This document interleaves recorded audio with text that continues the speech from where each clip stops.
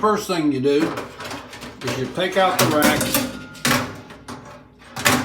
and put it on the bottom.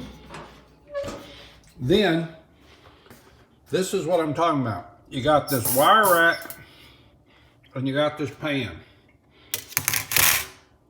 You set the wire rack in the pan, and then you put your potatoes or chicken tenders, breaded, whatever you want to put, right up there. Then you heat this up to 425 or 450, high as it'll go.